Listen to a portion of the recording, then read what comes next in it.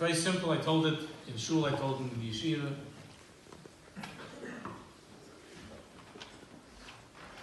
Around 42, 43 years ago, something like that, I was at a precious drachma in my life to decide what I wanted to do in the future. There was tremendous pressure coming from my parents, they should be well, that I should go to law school.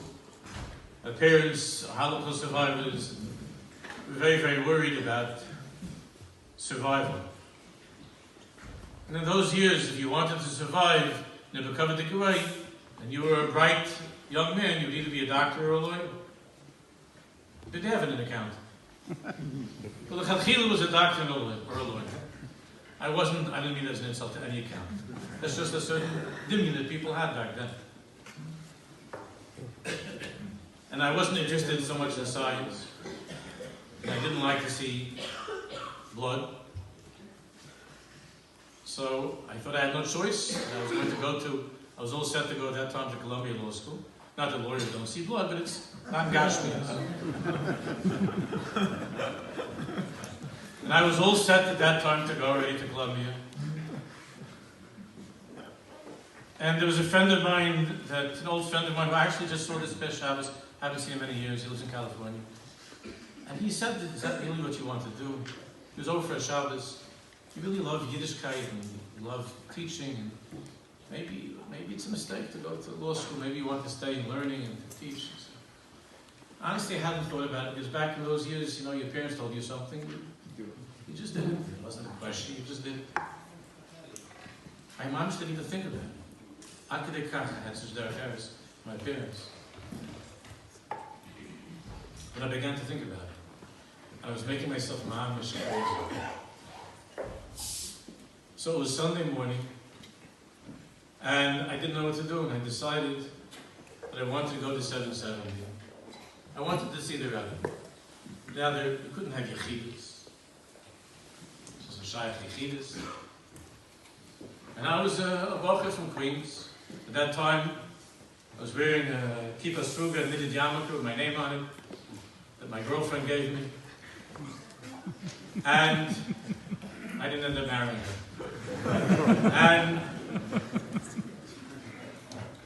I'm going to go there. How am I going to ask the Rebbe what to do? But I had also a hergish to go. And I called up some Lubavitcher friends of mine. It's a good time. How did I go? Was the Rebbe? So they told me that the Rebbe is coming out from Mincha. He's going to the oil. He's coming out from Mincha pink at exactly, I don't remember the time. But he's coming out to go to the Mincha. Or after Mincha, he's coming out to go to the oil.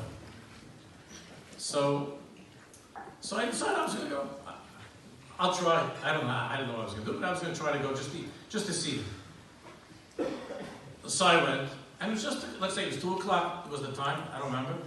But it was like 5 to 2, and there were really maybe 15, 20 people standing there. There was a barricade along the pavement leading up to the steps going in. And I thought this is going to be easy. There were 15, 20 people. I'm just going to run over to them and try to pull my heart out before they pull me away. A minute before 2, there were all of a sudden 1,000 people. I don't know where they came from. Under the street, in the street, the buildings, from the air. I just looked around, and then before I knew it, I was pushed back, like the third row behind the barricade. And there was a big chassid that saw that I was so upset, and he saw that I wasn't from there, and he had Rachmanis li, he made for me a kriyas yamsuf to go through. And I went to the barricade, the police barricade. I got right up to the barricade. And the Rebbe came down the steps, and he had a bag with a kritlach. And he came down the steps. He walked very fast, and he was looking around like this. And I just wanted to, at this point, I wasn't going to get out of an audience. There was no conversation. But I touched a little, at least eye contact. So he was going very fast, and this big guy was pushing me. I thought I was going to fall over in front of the Rebbe's feet. And I was hanging over the barricade. The Rebbe walked right past me. He was looking on the other side. Leiv nishma, mamish, leiv nishma.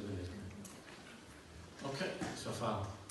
The Rebbe went to the car, and he had one foot going into the car, and he turned around, and he walked back right to where I was standing, and And he looked at me right in my eyes, this close, 6 inches. And he went like this. He just went like this. And then he went to the car. And all the Chassidim came after me, I said, it's a personal matter. Because when I went home and I shared this with my parents, my mother thought for sure that the Rebbe was saying, law school. Law school. But my father said, I don't think they've ever done that. I don't think they've ever done that. So how could I share with you friends, how could I share with you what that means? The aura of the Rebbe's face, the chiyas, that raised hand. What does that mean? What is that? Where does that come from?